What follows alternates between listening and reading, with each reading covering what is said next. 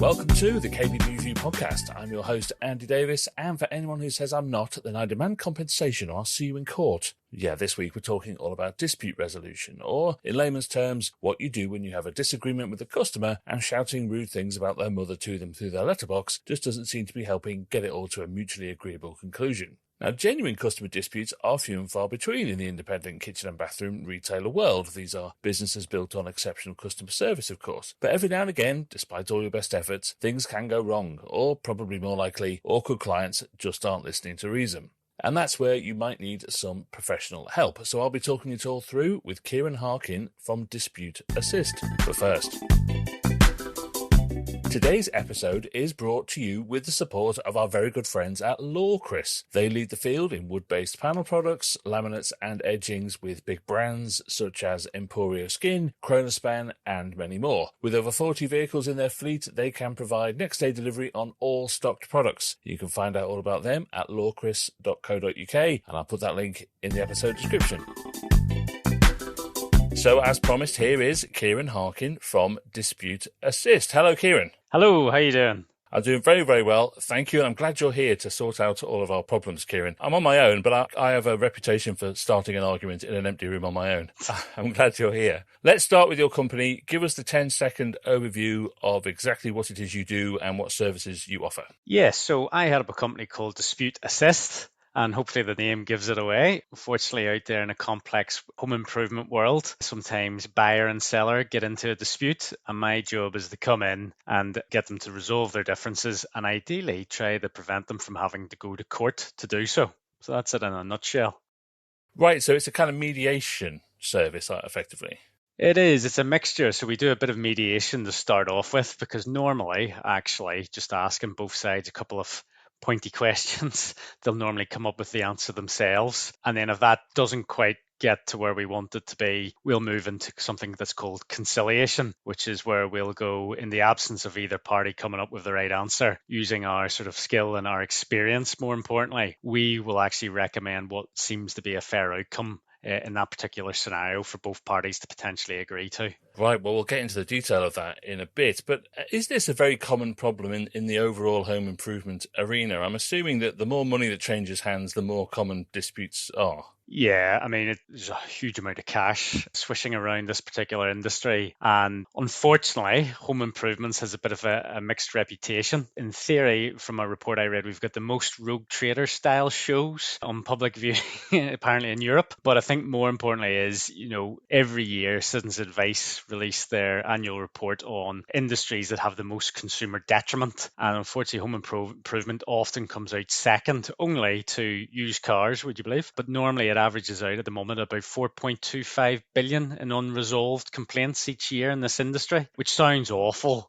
But it's a complex industry. We're not just buying things off a shelf here. There's a lot more to it than that. So it's not that surprising that's a lot higher than other industries. Yeah, because I suppose all of these things are a combination of product, but it's also a huge service industry as well, isn't it? It's Correct. all about installation and hiring someone to do a job for you, as well as faulty products and everything else that goes with it. So I imagine all these cases are a lot of the time very complicated. Now, we're talking about road traders and that kind of thing. And you think, okay, fair enough, I get that. I understand why there were disputes in that area. I understand why people would have arguments about it. What we're talking about in this business is independent kitchen and bathroom retailers. These are top-notch independents. They pride themselves on their customer service. They pride themselves on their ability to meet all the needs of their customers. So even those guys have disputes, but they come up very, very rarely. And I suppose one of the reasons why I wanted to talk about it on here with you is that because they happen so infrequently, they're just not prepared for it. They just have no idea what to do with it when it happens because it doesn't come up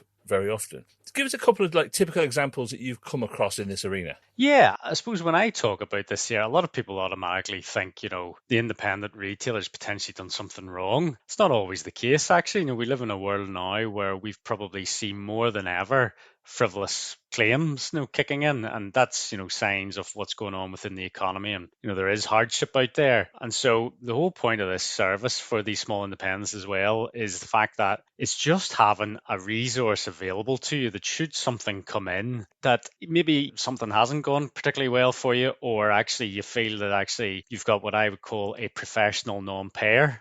at hand. You've got a resource available to you to come in independently and listen to both sides and then help come up with what looks like a reasonable outcome for both sides. So I think really you're absolutely right, particularly on the independents. They'll not get as much of this, but I think probably this world seems to be much more eager to complain. I think now a lot of people would just sort of go along with things. Whereas I think now even these smaller retailers who do a really good job, they just have to be prepared for today's consumer who genuinely is prepared to not only complain, but actually will claim as well for sometimes even the smallest of things. And that's what's probably catching out quite a lot of people. It's not necessarily it's gone hugely wrong. It's even the small nature of disputes. They're probably surprised that people are willing to go all the way to court. That's something that feels like it's quite new in the last couple of years, just how much that's increasing. Right. Like what? Give us an example. First of all, it's probably worth mentioning, probably a complaint has happened. So something's potentially gone wrong. Let's say a kitchen cabinet's hanging off the wall. All the rest are fine, but the cabinet's hanging off the wall and the customer puts in a complaint. Busy time, particularly after the first year of COVID. It became very busy within the industry. And as a kitchen retailer, you took too long to go out and fix that cabinet. In fact, you took so long that the customers actually decided, that's it. You've had your chance. I'm actually now going to take this to court. I'm going to raise a small claim against you. That is a very common example of why it might have happened. Now, my job is to try and get in there ahead of that claim actually being raised and go and look, it's all about what's fair and reasonable. And actually within the industry at the moment, with shortages in skills, shortages in supply, et cetera, at this moment in time as a consumer, you will be expected to wait that little bit longer. And therefore, it's not fair and reasonable really now to raise a civil claim against this small retailer when, quite frankly, they're sort of up against it. That's just a small example of how I would chip in and sort of help some of the smaller retailers. I guess there could be situations where, for example, something has broken or gone wrong and therefore they can't have a shower or they can't cook their dinner or they've had to move out of their house for this problem to be solved. And therefore the customer themselves is out of pocket because of whatever it is that has happened. Is that the kind of thing that they are then looking for the compensation of? I think that's something you'll come across that an awful lot. And part of my role, I think, working with businesses is just to advise them on being a little bit guarded against that, because compensation is becoming such a common word out there. Everybody just naturally expects compensation when really the advice I will always give the businesses, it's around about allowing the customer to meet their original financial objectives. So, for example, the original financial objective is they wanted to give you some money to have a really nice bathroom installed in their property. As long as you can still make that happen, actually, there's not always a need for compensation. This is a complex industry. It is about being what's fair and reasonable. There's lots of variables that can cause things to maybe go slightly off track. Now, don't get me wrong. If it does come down to the fact that actually a retailer has potentially caused some problems there, then there might be the right time as well to actually, as a gesture of goodwill to that consumer, pay things like compensation. But it's definitely, I wouldn't go straight to it because it's not always the right thing to do. You come in when there's no other option left, I suppose, other than legality, especially in this market where, as I say, customer service is something they really pride themselves on. They guard their own reputation like a castle. They will fall over themselves to try and solve things with people. That is the nature of what they are. But there's always going to come a point where, A, you think they're asking for too much, or you don't believe you're in the wrong. So I'm wondering, when you come into these things, do people think you're coming to adjudicate? Do you know what I mean? Like, I'm guessing those on either side of the argument are looking for a third party to come in and agree with them. Yeah, absolutely. People think we're going to come in and we'll hear their story and we will naturally, obviously, agree with them. I mean, our whole thing is around being impartial and we're audited on our impartiality each year. I mean, the key thing for us is it's around giving both sides confidence that we are independent. So, for example, should something go wrong, we will independently survey that property to find out what's gone wrong. So it's not that we've used the retailer or any of their team to survey it. It's not that we've allowed the consumer to bring in their surveyor. We bring in our own. And that is that whole point, is to try and take any of that sort of emotion out of it. And we just use independent experts to come in and give us a view on, look, this is what's caused this to go wrong. And this is what we would recommend to fix it. if there is something to be fixed. Yeah, because you're only going to be there if there's a stalemate. It's as simple as that. Correct. I'm thinking of every argument I've ever had in my life, really, because I'm an insufferable know-it-all, and I'm wondering about how much of these disputes are about the principle of it, winning the argument rather than the actual compensation. Definitely, when somebody goes all the way to court, it very much is about having your day in court and winning the argument. I suppose my job is to try and convince people, here's the amount of money you will spend doing that. Here's the length of time it will take. If you look at it now, a small claim on average, so it's not the worst, it's on average at the moment in the UK is taking 360.5 days to make it to a court.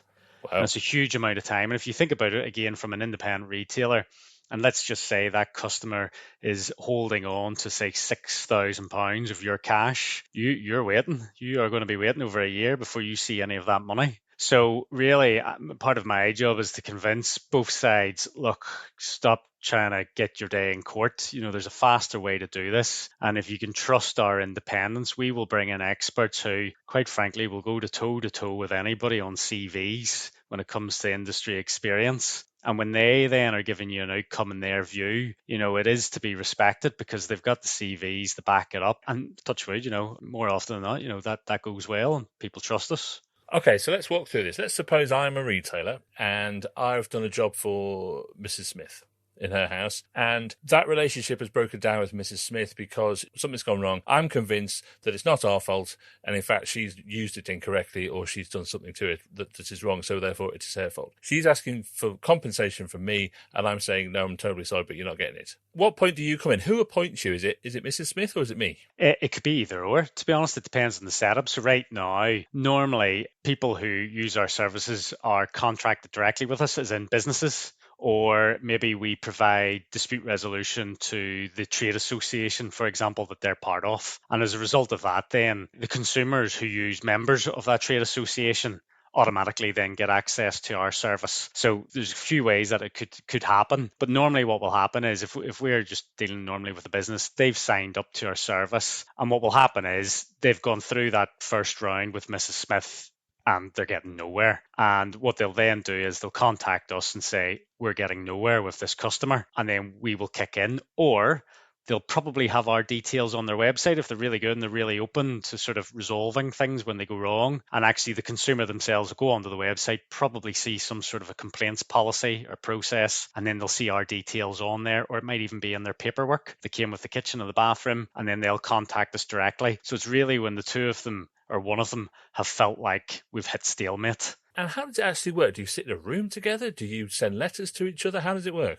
In today's world, it's all online. We can do face-to-face, and sometimes it's right to do face-to-face, but more often than not, this is what's classed as online dispute resolution, which is, it's your Zoom and your Microsoft Teams and Google Hangouts. It's that sort of platform, and we'll do it over that. Now, along with obviously just speaking to people, there is to and froing in terms of gathering evidence and so on. So people will be emailing into us or maybe writing into us with some of their evidence or their paperwork, etc. So it's a bit of a mixture of both. Yeah, it's really interesting, isn't it? Because it's clearly a very skilled, very nuanced role that you have here. And it feels like when my mum used to tell me and my brother off and basically tell us to pull ourselves together and knock our heads together kind of thing, it just feels like a very parental role in the whole thing. You're right, actually, because ultimately it's emotion, isn't it? And emotion can bring out the inner chimps in people. And part of our role is settling them down and reminding them, reminding the consumer, look, at the end of the day, what you wanted was a really, really nice bathroom. Retailer, at the end of the day, you wanted to deliver them a really good bathroom. So can we get back on track, please, and still make this happen? So that you're right, there is probably a little bit of parent. I would like to say more, just the conscience on their shoulder, just politely reminding them how this all started. And actually, with a couple of agreements here, we can get back on track quite quickly. Because I guess out of the two of them, it's the retailer who just wants it to go away.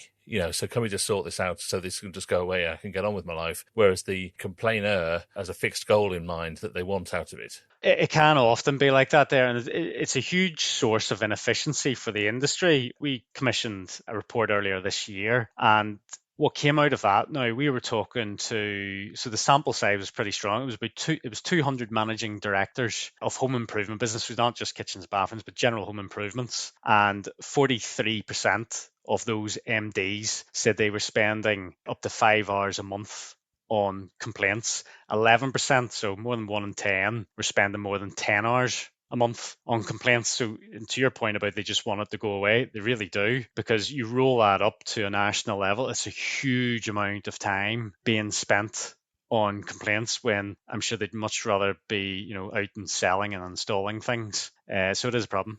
There are some big national retailers of kitchens, for example. Just by the sheer volume that they do, they must have hundreds of complaints on the go all the time. Yeah, that's accurate. Yeah, I mean, we use different sort of ratios when we're trying to determine how many disputes are likely, and it all depends on your control. Whether the retailer has control over the quality of the product, whether the retailer has control over the sales process. We're a little bit nervous about door-to-door selling and things like that still sometimes go on. And then there's control over the actual workmanship, or do they outsource everything? Once you start to get into the detail of that, you can really start to then get a feel for the ratio. How likely is a complaint going to be? That's definitely something you say. And yeah, those national retailers, just with the sheer volume that goes through their books, it's a busy industry, as Citizens Advice are reporting. Well, you touched on it there, and it's one of the things I wanted to ask about was what happens if, so it's not an uncommon scenario in this industry for the retailer to sell the bathroom, for example, to Mrs. Smith, but a third-party installer will be the one who actually goes around and fits it. So they are not employed by the retailer. Mrs. Smith has a complaint about something's gone wrong with the installation of that bathroom, and they come to the retailer because, of course, they've bought it off the retailer. Who's at fault? Is that a three-way dispute? Is it a dispute with Mrs. Smith and the retailer? What do you do in a situation like that? Yeah, that one's quite common. So it's all about whose name is the contract in. So, for example, if this one, quite often I see it, you'll have an independent kitchen retailer and maybe there's a bit of building work required, for example, and then they'll bring in a builder and the builder will contract directly with the consumer. But quite often it will be the independent kitchen retailer that gets the complaint. Part of our job, first of all, is to go in and figure out, well, what is it? Is it product or is it workmanship? If it is one of those two things, or was it a pre-existing condition, etc. If it turns out that, no, this is absolutely a workmanship issue, part of our job is then to shut down the retailer, as in take them out of the dispute altogether, because it's not them. So remove that and work with that homeowner to make sure that they realize they have now nothing to do with this. This is now based on the subcontractor, and now you're actually in dispute directly with them. So it is, first part of our bit is actually eliminating all the parties who don't have responsibility for something that's gone wrong.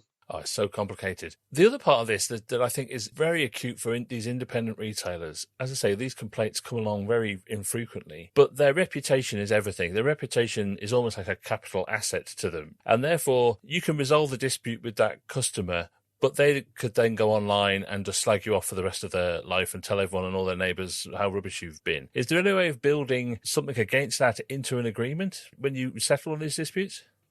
Yeah, I suppose in the last couple of years, that's become more and more common, because you're absolutely right. I think we've got our Trust Pilots and Google reviews and everything else, and people can do real harm on there. Particularly for startup companies as well, where getting a 2 out of 5 star review when you've actually only done maybe 20 installs, you start to feel the impact of that on those reviews. So quite often, if the retailer actually isn't at fault and a consumer is part of that sort of settlement with the consumer, we will also write in elements to sort of manage that, where we're saying to that consumer, you agree that you'll not take to online social media and post derogatory reviews, or if you're going to post a review, it has to be very balanced and it has to, we'll sort of set some things that everybody agrees to what could go into the review. But that is something certainly in the last couple of years we've had to write more and more into these settlements. Yeah, that's really interesting, isn't it? Okay, so I've got my retailer, I've settled it with Mrs. Smith, but I want to look into what I could be doing to help prevent this in the first place. What advice would you give me about what policies I should have? You talked about links on my website. What do you advise people in the preventative part of it? The way we sort of split down why something's gone wrong, most common things are product or workmanship, and then followed quite closely behind that then would be contractual. And normally what will come out of our data is, if I take contracts, for example, you'll know yourself, this probably happens quite a lot. You're maybe a couple of days in and something that wasn't picked up in the initial survey comes to light. And normally what people do is they just act in good faith, don't they? And they just crack on with the job. But actually, in today's world, a sensible thing to do would be to issue what's called like a variation of agreement. So, okay, we've realized this now. This has changed. This is different from the original design. And because of this, the price will need to change, or the timeline needs to change, or whatever it may be, that ideally needs to be documented. It's the usual thing. Agreement prevents disagreement later down the line. So that's an example of a preventative measure that we would be talking to businesses about. When it comes to workmanship, I'll give you a real example of that there for one of the major banks that we work with at the moment. We could see that for whatever reason, organizations out there, and this is more general home improvement, they really struggle with installing bay windows. For whatever reason, within the UK, taking those older homes and trying to install new bay windows into those older homes, UK, for whatever reason, seems to be struggling with it. So actually, as a result of that, you can send out messages to retailers and actually say, look, when you're doing that, do not be using your most inexperienced installers. Make sure you've got your most experienced on those jobs, because the propensity for those to result in a dispute or a claim is significantly more than, say, a normal window, etc. And there'll be versions of that there for the kitchen and bathroom industry as well. So it's the data that we use then to help guide companies around how they can potentially change their contracts, change the way they actually work, or maybe manage their jobs, or change some of their policies. And how about staff training, that kind of thing? We do quite a bit of it in terms of if something goes wrong. I would always argue that for something to become a dispute, it's normally because the complaint actually hasn't been handled particularly well. And that's not because necessarily organizations are really bad at it, but if you think about the small independent retailer, they are busy. They're trying to run the business. They're trying to sell. They're trying to install. That phone is normally wedged between their ear and the shoulder. So when they get a complaint coming in, they're not exactly set up brilliantly to deal with that complaint, even listen to it properly and to figure it all out. So a lot of what we would try and do is to work with the people that potentially might work with them to train them on, look, when a complaint comes in, these are the right things to say, these are the right actions to take, how often should you communicate, etc., etc. So we'll do quite a bit on that, more around how they actually manage their aftercare. Right. I mean, look, this is fascinating stuff. It really is. And like I say, the fact that it's so infrequent with the guys that listen to this is what makes it so interesting, because they're not experienced in it. Tell you what I'll do. I'll conclude here, Ciaran. We did an episode of this a while back where we asked people to send in their best stories of going into people's homes. So one of the stories that we had, and I'll see what your professional opinion on this is, there was a kitchen retailer that was doing a job for a couple, and they were sat in the showroom one day and they saw the husband of this couple marching towards the showroom, clearly looking very aggrieved. And he marched into the showroom and said, my kitchen's very nice, but I've just found the fitter in bed with my wife. How would you resolve that dispute? Well, I'd immediately activate the family division of our service, because this is clearly spilling over into another territory. We might have to bring in a duo of officers, I suspect, to come on that one from the technical point of view, and then another from an emotional point of view. And is that a real story? That is a real story. My other favourite is the one where a woman phoned up and said, the fitters aren't here. Where are they? I've just got home and the fitters aren't here. And they said, well, sometimes they go out, might be getting parts, might be getting their lunch or something. And she said, no, I totally get that, but I just found the apprentice in my bedroom wearing my underwear. Now, right, okay. Well, I suspect in our preventative measures, there will be something around staff vetting. There'll be something around policy. I just love the idea that you're sat in a room with these two people going, right, okay, well, I'm sure we could come to some agreement. That's the benefit of doing online dispute resolution, Andrew. That's the moment you turn off your camera.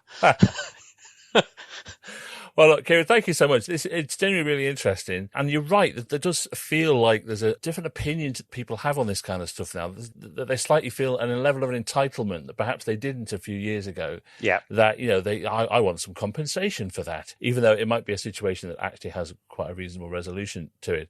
And it's interesting that guys like you exist to have that kind of argument with them. I would imagine that very few situations pass your desk that aren't pretty 50-50. There's always two sides to a story. No doubt about it. Well, Ciaran, thank you so much. And listen, if you come up with any more interesting ones, you just let me know.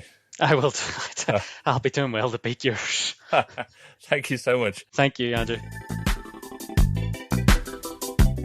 Ciaran Harkin there, who is the Managing Director of Dispute Assist. Lots of food for thought in there. And I think that the main takeaway food is that no matter how infrequent these things might be, be, when they're happening, they can be an awful experience for all parties. So thinking about it now and what policies and procedures you need to have in place sounds like a good idea to me. Don't forget to rate, review, and follow us wherever you get your podcast to make sure you get notified when new episodes go live. If you're listening on your browser, then find a podcast app. Just search KBB Review, all one word, and you'll find us. See you next time.